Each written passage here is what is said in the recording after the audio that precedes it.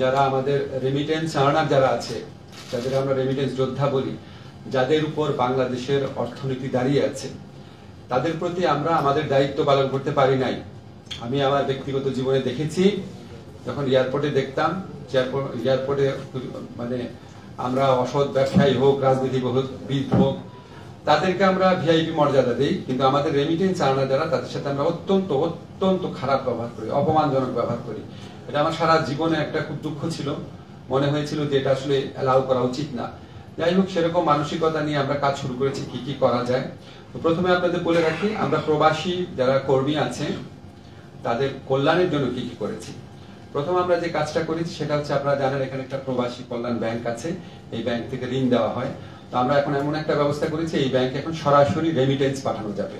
এই ব্যাংক থেকে যারা ঋণ নিতেন তারা আগে রেমিটেন্স পাঠাতে পারতেন না, এখন রেমিটেন্স পাঠাতে পারবেন। রেমিটেন্স পাঠানোর মাধ্যমে সরাসরি তাদের ঋণ পরিশোধ করতে পারবেন। এই ব্যবস্থাটা সম্ভব হয়েছে। এখানে সিটি ব্যাংক নামে একটা বেসরকারি ব্যাংক আছে, তারা আমাদেরকে অনেক হেল্প করেছে। তাদের সাথে একটা মেমোরেন্ডাম অফ কোঅপারেশন করেছি। সেটার আলোকে মোট কথা হচ্ছে, আগে প্রবাসী কল্যাণ ব্যাংক থেকে যারা লোন নিতেন তারা এখানে রেমিটেন্স পাঠাতে পারতেন না, প্রবাসী কল্যাণ ব্যাংক পাঠাতে পারতেন না, ওইখান থেকে ঋণটা শোধও করতে পারতেন না। এখন তারা সরাসরি এই কাজটা করতে পারবে। এটাতে ওনাদের ভোগান্তি কমবে এবং রেমিটেন্সের প্রবাহ বাড়বে বলে আমরা বিশ্বাস করি। আমরা প্রবাসী কল্যাণ ব্যাংকের পাশাপাশি অন্য আরো 12টি বাণিজ্যিক ব্যাংক, দেশের সর্ববৃহৎ 12টি বাণিজ্যিক ব্যাংকের সাথে আলাপ করেছি। আমরা বলেছি শুধু প্রবাসী কল্যাণ ব্যাংক কেন, আপনারাও প্রবাসীদেরকে ঋণ দেন। এখন প্রবাসীদের ঋণের অনেক বেশি প্রয়োজন আছে।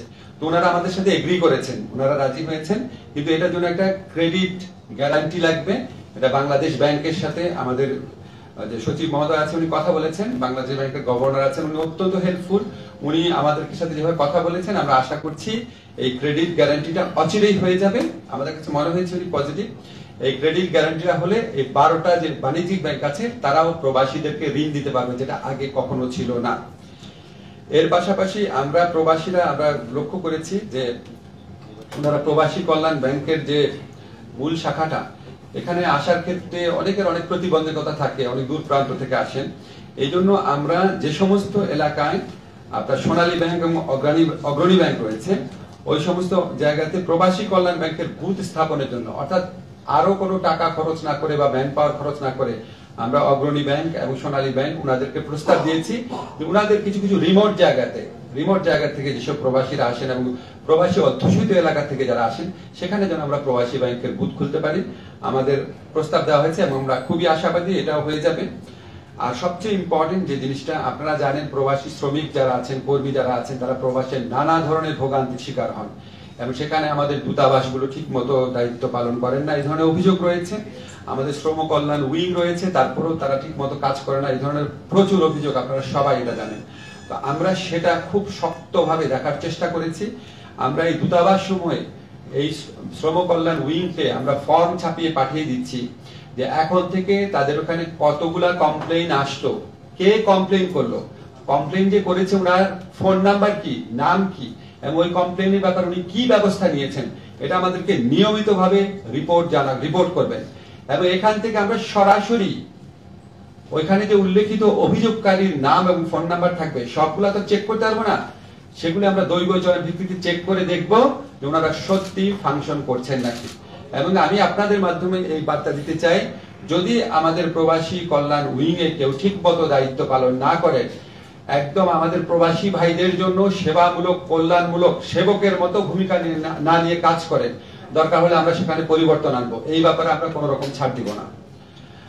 আমরা রেমিটেন্সের প্রবাহ বৃদ্ধির জন্য আরো কিছু ব্যবস্থা গ্রহণ করছি। আপনারা জানেন, একটা আমি বলেছি যে প্রবাসী কল্যাণ ব্যাংকে সরাসরি রেমিটেন্স পাঠাতে পারবে। আপনারা জানেন ওইখান থেকে যে আপনার মানি এক্সচেঞ্জ হাউসগুলা, সেটার মাধ্যমে আমাদের প্রবাসীরা রেমিটেন্সটা পাঠান। তো আমরা এই 12টা ব্যাংকের সাথে আলাপ করেছি যে মানি এক্সচেঞ্জ হাউসগুলোতে রেমিটেন্স পাঠানোর জন্য তারা যে টাকাটা দেয়, ধরেন 1500 টাকা হোক, 2000 টাকা হোক, ডিপেন্ড করে কত টাকা পাঠাচ্ছেন ওটার উপর, সেই টাকাটা এই দেশে যে ব্যাংকের ওনারা পাঠাবেন সেই ব্যাংক ওই টাকাটা পরিশোধ করে দিবে। অর্থাৎ রেমিটেন্স পাঠানোর জন্য বিদেশে যে টাকাটা ওনাদেরকে পে করতে হচ্ছে, ওটা এই দেশে যেই ব্যাংকে আসবে সেই ব্যাংক পরিশোধ করে দিবে। তো এইটা পুরাপুরি পালিত হবে নাকি শুধুমাত্র এই ব্যাপারে আমরা কনফার্ম না। আমরা বাংলাদেশ ব্যাংকের ম্যানেজারের সাথে আলাপ করেছি, উনি বলেছেন যথাসাধ্য চেষ্টা করবেন, কিন্তু আমরা আশা করব আমরা ওনাকে একটা পর্যায়ে মানে উনি সবকিছু বিবেচনা করে সিদ্ধান্ত নেবেন, এবং এটা হলে আমরা মনে করি রেমিটেন্স প্রবাহ আরো বৃদ্ধি পাবে। সরাসরি রেমিটেন্স পাঠাতে, হুন্ডির মাধ্যমে না পাঠাতে আমাদের যারা প্রবাসী কর্মীরা আছে ওনারা আরো অনেক বেশি অনুপ্রাণিত বোধ করবেন।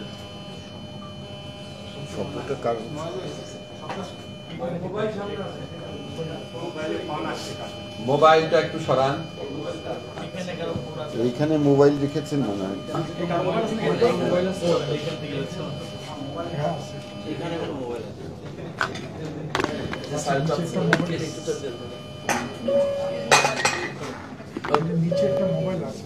কোথাও একটা মোবাইল।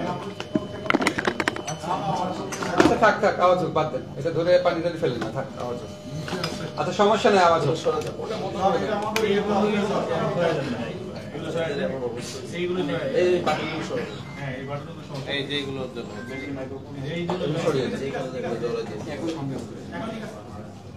আচ্ছা, এগুলি ছাড়া আপনার রেমিটেন্সের প্রভাব বৃদ্ধির জন্য আমরা আরেকটা পদক্ষেপ হাতে নিয়েছি, সেটা হচ্ছে ওয়েজ আর্নার বন্ড ক্রয়ের ক্ষেত্রে এখন সর্বোচ্চ সীমা হচ্ছে 1 কোটি টাকা। আমরা সেটা বাতিল করার প্রস্তাব করেছি। এগেইন বাংলাদেশ ব্যাংকের অনুমোদন লাগবে, সহায়তা লাগবে। আমাদের মনে হয়েছে উনি এটা করে দিবেন, বেশ পজিটিভলি উনি এটা নিয়েছেন। আর কোনো ক্রয় সীমা থাকবে না, ওয়েজ আর্নার বন্ডের মাধ্যমে অনেক বেশি রেমিটেন্স পাঠানো যাবে। বৈদেশিক কর্মসংস্থান বৃদ্ধি অনেক বড় একটা চ্যালেঞ্জ, আপনারা এটা খুব ভালো করে জানেন। আমরা এক্ষেত্রে খুব সাফল্য অর্জন করতে পারি নাই, বাট কিছু কিছু ক্ষেত্রে সাফল্য হয়েছে। সৌদি আরবে 200 জন নার্স পুরুষ ও মহিলা প্রেরণের জন্য MOU স্বাক্ষরিত হয়েছে। ইতালির অর্থ মন্ত্রণালয়ের প্রকল্পের আওতায় 250 জন দক্ষ কর্মী পাঠানোর ব্যবস্থা হচ্ছে। জাপানে একটা প্রতিষ্ঠানকে লেটার অফ ইন্টেন্ট দেওয়া হয়েছে। আমরা দাবি করছি না এগুলি খুব উল্লেখযোগ্য অগ্রগতি, বাট শুধু বলছি যে এই ক্ষেত্রে আমাদের কার্যক্রম অব্যাহত রয়েছে।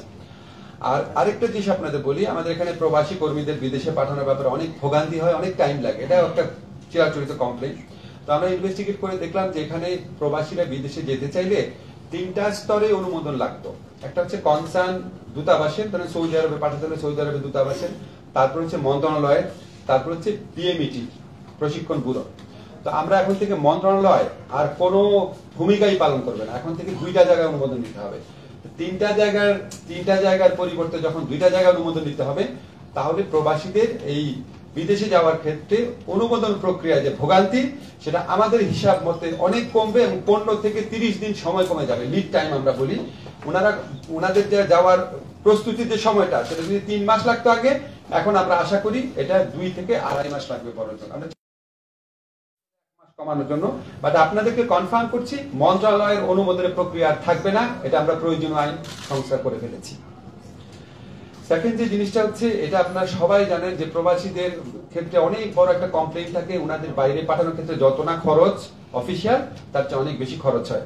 এবং এই জন্য এজেন্ট, সাব এজেন্ট, এজেন্টের এজেন্ট, সাব এজেন্ট, অনেক স্তরে দালালদের দৌরাত্মের কথা আপনারা শুনেছেন। তো আমরা এটাকে মিনিমাইজ করার জন্য আমরা একটা প্রক্রিয়া ভেবেছি।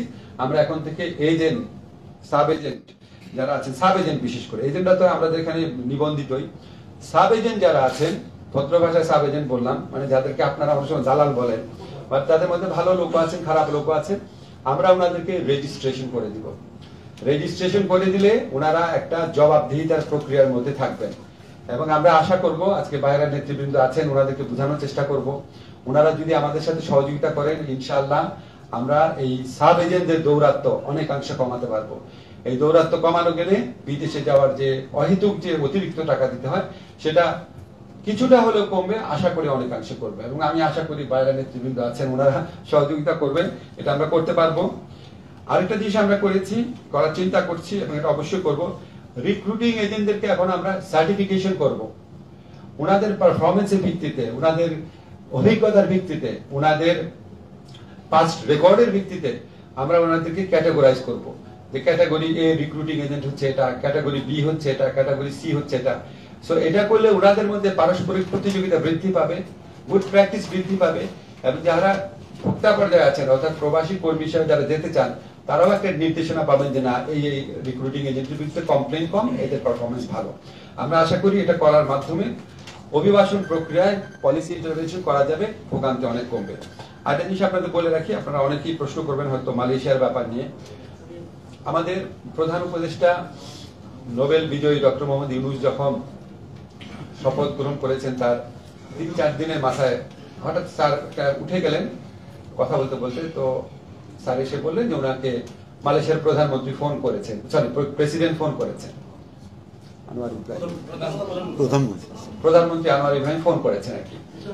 তো আমি বললাম স্যার আপনার সাথে কিরকম সম্পর্ক? বললো আমার সাথে খুবই ভালো সম্পর্ক, আমার খুব পুরনো বন্ধু। আমি সাথে সাথে বললাম স্যার তাহলে আমরা কি মালয়েশিয়া কর্মী পাঠানোর ব্যাপারে আপনার কোনো সাহায্য পাবো নাকি? বলে যা লাগে আমাকে করতে বলো, আমি করবো এটা। সো আমরা তো অনির্দিষ্ট কথা বলে লাভ নাই, আমরা মার্কেটটা ইনভেস্টিগেট করছি মালয়েশিয়ার ব্যাপারে। আমরা অবশ্যই স্যারের সহযোগিতা পাবো। আপনারা জানেন ওনার ব্যক্তিগত হস্তক্ষেপের মাধ্যমে আমাদের আরো ইউএই থেকে 57 জন আমাদের শ্রমিক ফেরত আসছেন যারা কারাবন্দী ছিলেন। এটা খুব বড় একটা ঘটনা, আপনারা সবাই বুঝেন ওখানে মানে কত কঠিন ক্রিমিনাল জাস্টিস সিস্টেম, সেখানে স্যারের ইন্টারভেনশন এটা হয়েছে, যেখানে ইউএই এর আমিরের সাথে ওনার কোনো ব্যক্তিগত ঘনিষ্ঠতা ছিল না। তো আমরা আশা করছি মালয়েশিয়ার অনেক জট খোলার ক্ষেত্রে আমরা ডক্টর ইউনূসের ইনফ্লুয়েন্স ইউজ করতে পারবো। এছাড়া আমি যখন এই মন্ত্রণালয়ের দায়িত্ব নিলাম, উনি আমাকে বলেছেন অন্য যে কোনো দেশে যাদের সাথে কথা বলে উনি কাজ হয় বলে মনে হয় ওনার, সেখানে উনি ফোন করবেন, করে দিবেন। তো আমরা আশা করি ওনাকে সরাসরি এখন প্রস্তাব দেয়নি, বিকজ আমাদের ফিল্ড লেভেল স্টাডিটা মোটামুটি করেছি আমরা ওনার মাধ্যমে। আগামী মাস 2-এর মধ্যে শ্রমবাজার সম্প্রসারণের বড় নিউজ আপনাদেরকে দিতে পারবো।